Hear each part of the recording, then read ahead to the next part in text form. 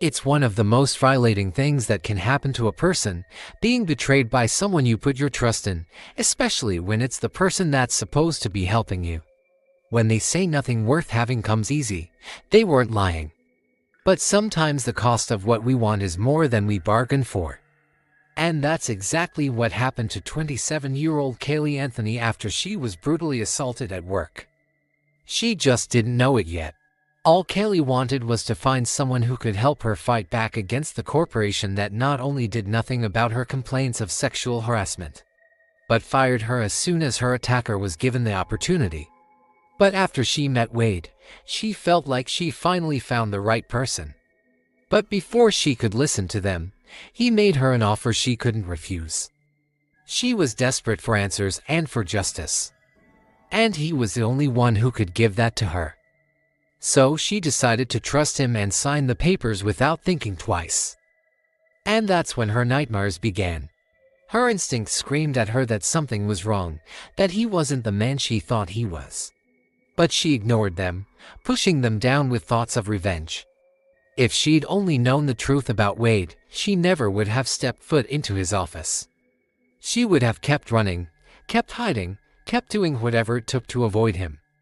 But she didn't know. She trusted him. She believed in him. But no one could have imagined what was really happening behind that closed door. According to investigators, they were able to retrieve security footage that showed Kaylee leaving Wade's office alone.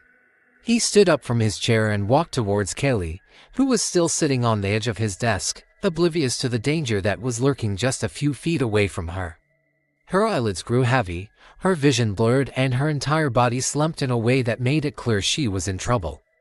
Her clothes were torn, her body ached, and her mind was in shock. She tried to call for help, but her voice was hoarse and weak. She tried to move, but her body wouldn't respond. She was a shell of her former self, haunted by the horrors of what had happened to her. But the nightmare wasn't over yet.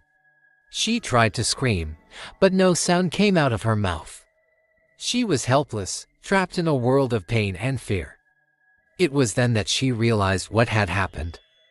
She had been violated, assaulted, and betrayed by the one person she had trusted to help her. She was all alone. No one was coming to save her. She was on her own. And that terrified her. All she remembered was a brief struggle, a muffled scream, and then darkness. She never saw it coming. She never heard the danger. People looked at her as if she were the one who was at fault, as if she had brought